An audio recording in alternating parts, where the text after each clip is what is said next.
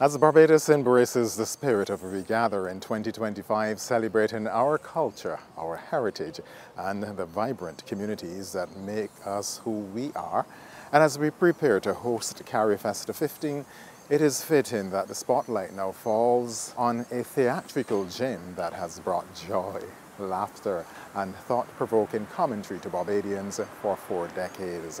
Welcome to My Community, a mini-series titled Laff-It-Off, 40 Years of Culture, Comedy, and Commentary. I'm Sherwood McCaskey. Thanks for joining us. People want to know our happy soul, why Barbados come from.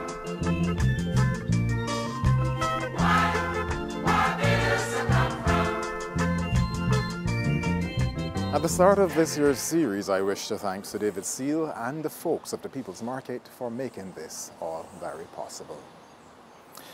Now, what you're about to experience is more than a journey of a theatrical production. It is a cultural institution that has captured the essence of Barbadian and community life through humor, wit, and storytelling. Yes, for 40 years, Laff-It-Off has been a mirror reflecting my community, reflecting our triumphs, challenges, and the unique Barbadian identity, all at the same time connecting audiences from every parish and visitors to our beautiful island, Barbados. In this mini-series, we will celebrate Laff-It-Off's remarkable journey and its contribution to community theatre right here in Barbados. We will discuss its origins, the creative minds behind the scenes, and the impact it continues to have on our society. Laff-It-Off is truly deserving of this moment in the spotlight as we gather in 2025 to honor the legacy of our community's cultural pioneers. Well, as we do with all good theatrical production, My Community begins by setting the stage for a closer look at the theatrical landscape in Barbados leading up to the moment when Laff-It-Off first graced the stage in 1985.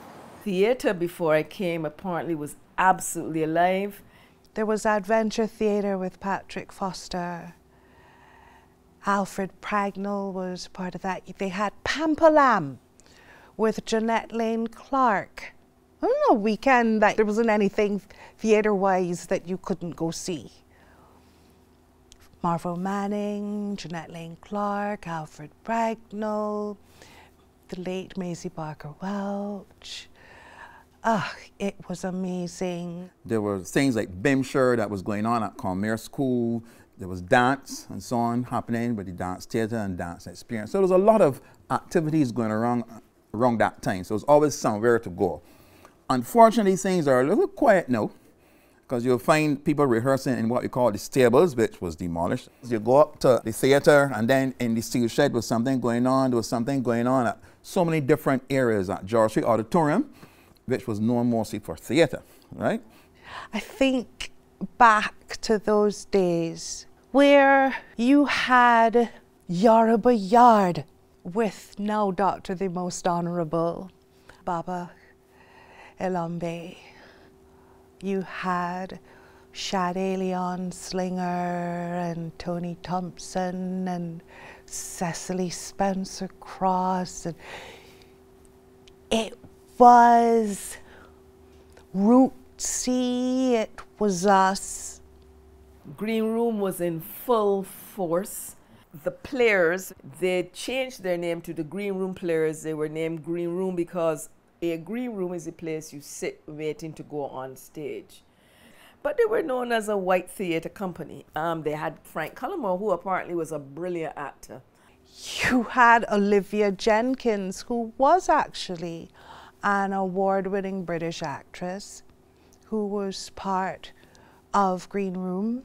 And Wendell Smith was in Green Room, and it was a different kind of theatre. Stage 1 was created by then. Stage 1 was about the mid-70s. Victor Clifford and Earl Warner were constantly on stage playing these two characters. And stage one, again, was concentrating, and I agree with them, on West Indian plays. Green Room had the legacy of only doing English plays, and indeed a legacy which alienated anything West Indian, but along came stage one as a direct counter to the Green Room stance of we will not do West Indian theatre, and they actually openly said that. Yeah, it was racist and ethnocentric by saying the people of the West Indies, or the black people of the West Indies, could not have possibly come to the level where they could create a play. And by the way, you know, the Derek Walcotts had been writing plays, and Middle Holzer was writing books on V.S. Naipaul. So again, racism around. But eventually that was overturned by something called Let's Go Bajan, and that came around the early 80s. And I was involved with that. Cave Hill was also very much involved. The Arts Lecture Theatre was open when Cave Hill was created. I'm now learning that Daphne Joseph Hackett used to be at Cave Hill. Performances used to be held in the Arts Lecture Theatre. So Cave Hill became another performance space. I haven't quite unearthed all of it, but it seems that in the 70s and early 80s, definitely a performance space. Another place of performance, at that time, Bruce St. John was here, teaching in Spanish, but really writing and performing his poetry. A space that was used was they call it the Multilingual Center, which is across the road. So there were many performances. Camel Brathwaite would come down and perform. Bruce, I presume, would do things like, you know, every language is a pot of soup. So Cave Hill was a throbbing space as well. There was something at the time which was also Barbados, with the amazing award-winning Caribbean Guyanese director. It was dinner theatre at Ball's Plantation, and it was a big hit. Well, that brings us closer to the year 1985. Barbadians are about to be introduced to community theatre like never before. The anticipation was electric. The stage was set and the curtains were poised to rise, unveiling the groundbreaking performance that was Laff-It-Off 1985. You got to understand what was happening in the theatre world in Barbados. We were going through a kind of a transition. We had just come out of Carifesta 81, which was kind of like a watershed in terms of arts in Barbados. During that period, you had a lot of Caribbean theatre practitioners coming through. So it was a rich time in terms of the arts. We were going through this transition, our movement away from theatre groups, the stage one, the writers' workshop, the Green Room. We were moving away from theatre groups and we were going into the companies. And in 1984, a group got together and came up with community theatre productions, and it created Laff-It-Off.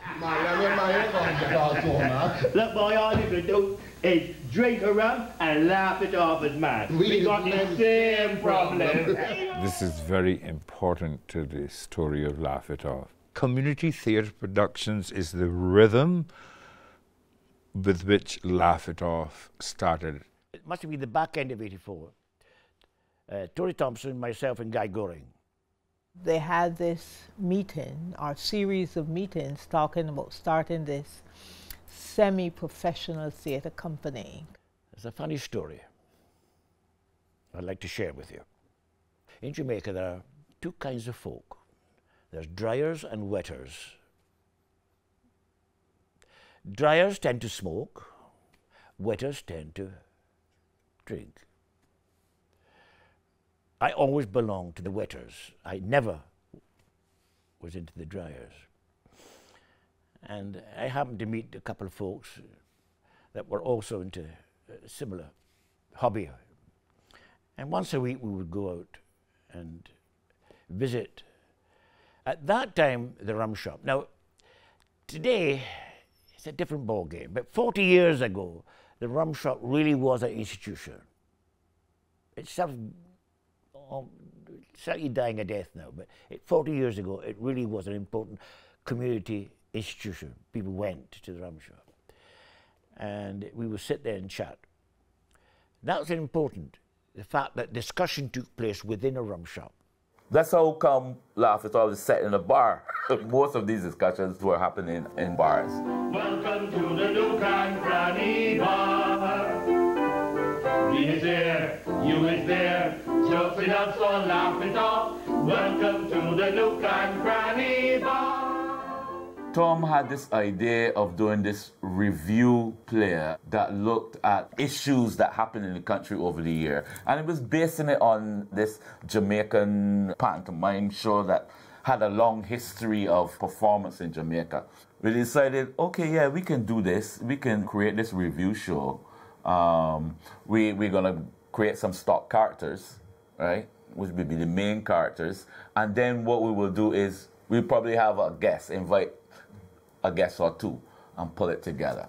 Laff-It-Off shows up saying, I am going to pay my theatre company, which had never, to my knowledge, been done. You can check it. Laff-It-Off showed up saying I would pay actors, which was really unheard of. The idea was that we would do a major production and hopefully make some money. That was an important element, by the way. The commercial aspect. The actors in Barbados were a bit sick and tired of earning pennies and peanuts for their talent. They did want to earn some income. And that was important. I remember there was a Sunday evening. I took Tom to Culloden Farm to meet with Elambe, Elton Motley, and they had these discussions about doing this professional theatre company. He very smartly selected his cousin, Ian Eswick, who had run calypso tents. So he knew about the commercial aspect of popular culture through the calypso tent. Now that's an important element, by the way, in the development of Laff-It-Off. We cannot forget the calypso tent is a model for Laff-It-Off. But community production was to do an annual show, make some money, and then operate in the community the rest of the year. That didn't happen. It took a long time for discussion to take place before Laff-It-Off actually happened in '85. It must have been around August, September, we started rehearsals for Laff-It-Off. We did just rehearsing and rehearsing and rehearsing and planning and planning and planning. And Mr. Eswick, in full Laff-It-Off style, and like you said, these people here, like they ain't gonna come up with a date for the show, and they ain't gonna print the tickets. I think it was November, I can't remember the date, but he printed the tickets and he brings them and show to the, for me and the other people among the directors, which would have been me, Guy, Ian, and Tom. And so we had a date. So Tom had no, as a director, Tom had no other choice than to put a show together. The process, how we went about creating Laff-It-Off was what was really interesting as well. We did not work with a script at the top, right? We created the script. So we trash out ideas, we do improvs. Sometimes we come in and we work on a song collectively, and we build it like that, right? So that you have the full input of the players.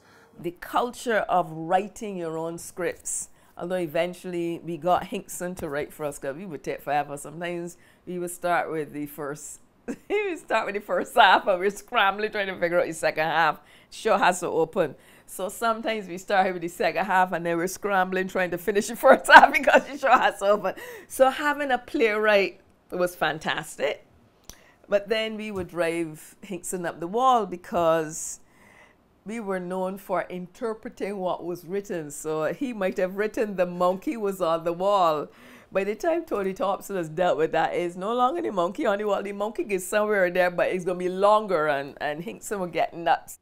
And Hinkson, a major theatre voice that has, I'm afraid, never been given the status that he deserved. He was a genuinely talented writer of drama. He worked extensively with Pinelands, by the way, and he wrote a number of scripts for Pinelands. But it's a voice that should have been heard a long time ago in Barbados. Well, as our grandparents often said, better late than never. It is in that spirit that this mini-series has been produced to honor and celebrate the remarkable contributions of individuals who have served our people through their various roles in theatrical productions here in Barbados. Now, we are in the year 1985. The creativity of those behind this new production is flowing. The decision was to at least have a cast of known Barbadian players, because you really wanted to hit the road running. You want to have a cast that people recognize. So the proprietor, H. Cranston Pollard, in charge of the bar. Well, I ain't got to ask everyone I know me. I spent the ball you well know JP. Proprietor of the Nook and Granny. I live low side with my wife Nookie. I drink some rum with my friend Lenny. A belch and a fart and I'm happy. And I don't really care if everyone I like me, because all I want to do is make enough money. We had William Pollard as Panty Pollard, who was Cranston's son from another person on another place. We had John Gilmore. Then you had Iroy. I played the character of Iroy, this beach vendor who comes into the bar, frequents the bar, have a drink in the bar. Hey, who's the ragamuffin on the set? I said, hats off, ladies, if you never met. It's I, Roy, the rest of the man. I said, love and director, what you understand. When it comes to lyrics, they could touch my rap. When the tough get going, ooh, I take a snap right here at the Nook and Granny bar. Thompson, Tick-Pop character, Lemuel Rice, who was frequenting the bar. And we had Sade Leon Slinger, who was playing Tick-Pop's wife. My character, if I remember, was a woman called Inez. There were aspects of Inez that were aspects of Sade, believe it or not. So, you know, like a no-nonsense woman, and she ran things. Inez was the partner of Tick-Pop, Tony Thompson.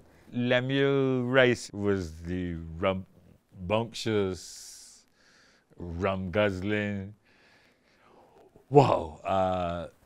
Sade was the tough Bajan wife, the phrase too sweet.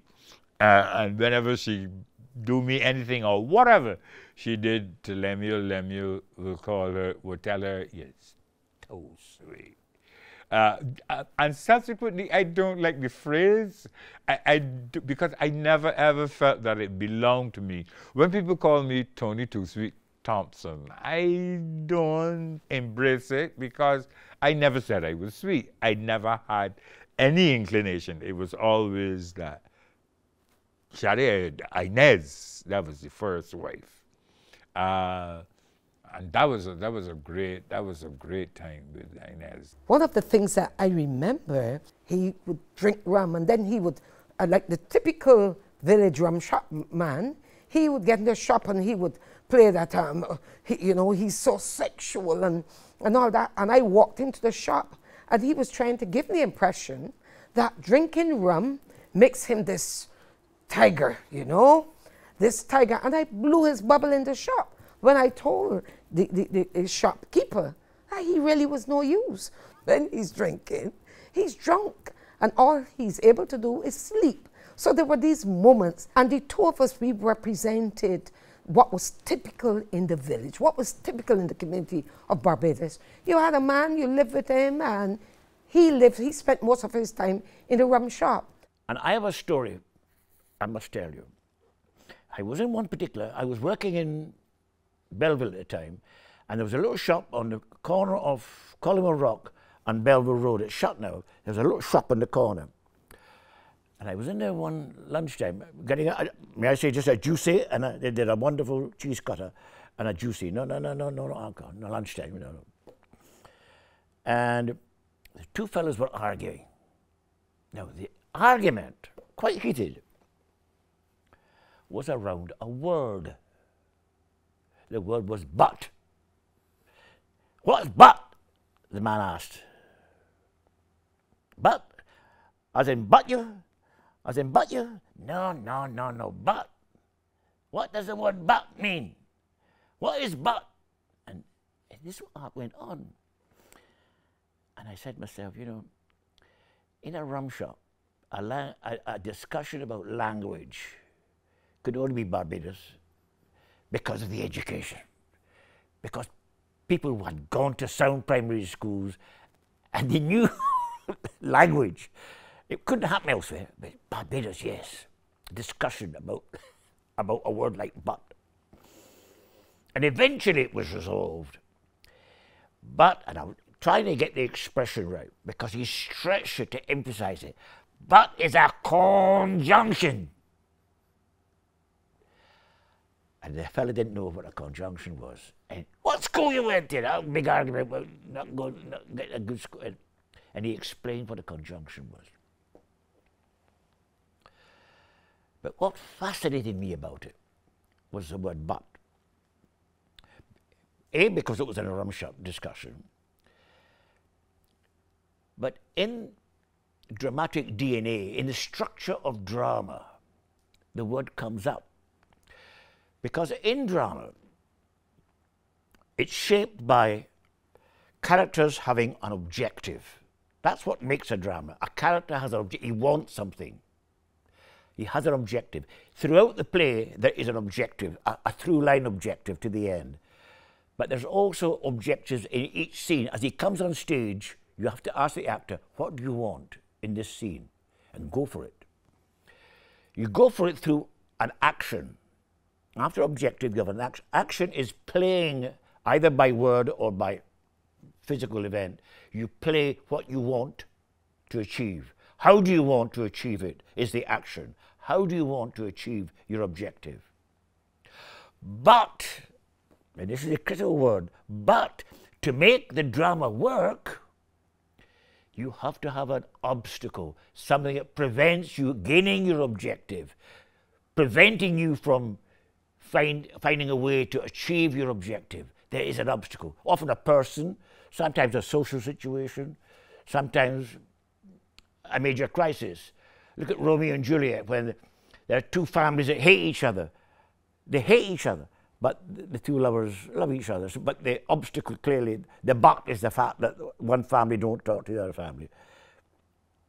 So the but becomes a critical question in dramatic narrative. It shapes the drama. The obstacle shapes the drama. And then there's other things. There's environment.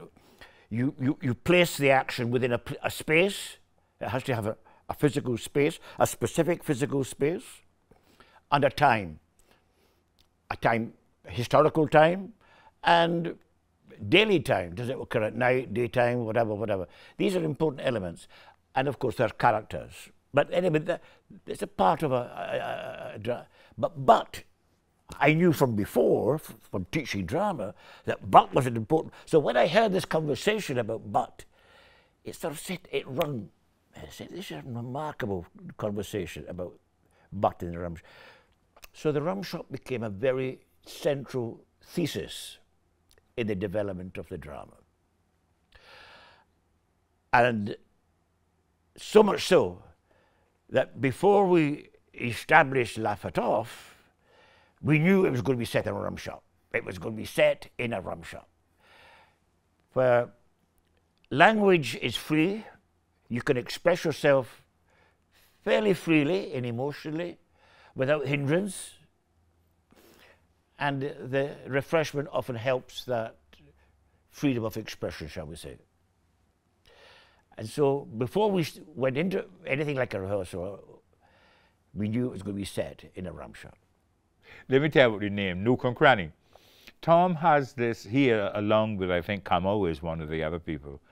There's a very interesting thought, it's a very intellectual thought, that the geological formation of an island, of a country, is somehow related to the cultural behavior.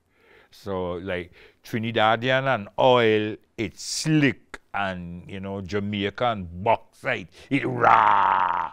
And Barbados had this whole thing now with gullies and caves and coralline you know, Coral. I mean, Coral and Coral, that's a Laff-It-Off line anyhow. But he understood that it had nooks and it had crannies. So when we introduced that, somebody in the cast, or maybe Tom himself, came up with the idea, will the bar be called the Nook and Cranny? Because in reality, the bar is there. I think it is still very much there. The bottom of my gap where is at 2nd Avenue Waterhall land, Ralph Gray's, he's departed, Ralph Gray's shop. In fact, the clothes that Cranston Pollard, Wendell Smith, the legendary Wendell Smith, wore, the shirt and the khaki pants and the straw hat, were actually clothing that belonged to the late Ralph Gray's. His wife was Nuxina. That character was created by Michelle Barrow. I was just there for a year. I was Nuxina Pollard, the wife of H. Cranston Pollard, Esquire, proprietor of the Nook and Cranny bar. And that bar, Nook and Cranny, the Nook comes from my name, Nuxina, and Cranny would have been Cranston. And I was a voice off stage, and I had to find that Nuxina voice, which was very high-pitched and sometimes frightening. I was not a member of cast because, hey, I wasn't working with Stage 1, and Stage 1 was kind of the picking area of all. So I went to the show. I laughed and laughed and laughed. It was unusual. It was amazing. It was so immediate. It was great theater. And I remembered there was this character off stage that we never saw. But she sang on Earth and Other Places. And she was outstanding. And her voice was like, ah! I mean, it really was a screech. And the audience would laugh. And anytime she had a moment again, we never saw her, she would screech something and we would laugh. We never saw her. We only heard her until coming to the end of the production where she came out. And then all hell erupted. In the end, in that first show, Nuxina came out to sing what her husband called an operatic aria, which was me making up an opera. And I think it changed every night. But I would sing in that high-pitched voice. And it was very fun because you also had to keep a straight face, yes, while you were singing this made-up opera. I would stand like this and I would sing,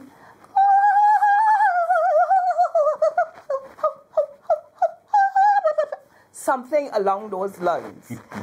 And every night the opera would change.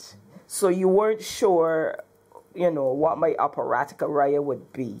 But my husband, Cranston, would stand there looking very proud of me that I knew such a thing as opera. He was very proud of his Nuxina. Aye, it's true. It's true. Oh, man. And I enjoyed working with the late Wendell Smith. He was very, very, very funny. Very funny. A dry kind of funny.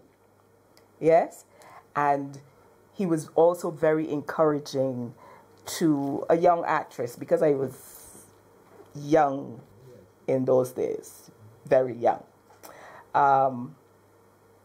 I didn't continue on with the program because I left Barbados by the following year. And that was it for me with Laff-It-Off. But I think that it set a tone. After bringing out Nuxina, you couldn't not have another Nuxina. And so someone else carried on the role of Nuxina Pollard. I think it was Dr. Marcia Burroughs. And that was my experience. It was an enjoyable experience. And I'm very proud that I was part of that first cast. And so the curtain falls on this, the first installment of our mini-series celebrating the phenomenal contribution that Laff-It-Off Productions Incorporated has made to Barbados through the transformative power of community theatre. As we reflect on their journey of 40 years, it becomes clear that Laff-It-Off, My Community, and the national celebration of Regather in 2025 are inextricably linked, each playing a vital role in fortifying our nation. Together, they remind us that the arts, our shared heritage, and the spirit of coming together are all integral to the building of a stronger, more united Barbados. I'm Sherwood McCaskey. The series continues next week at the same time. In the meantime, do take good care of yourself and look out for the interests of your neighbors as we continue to gather in 2025.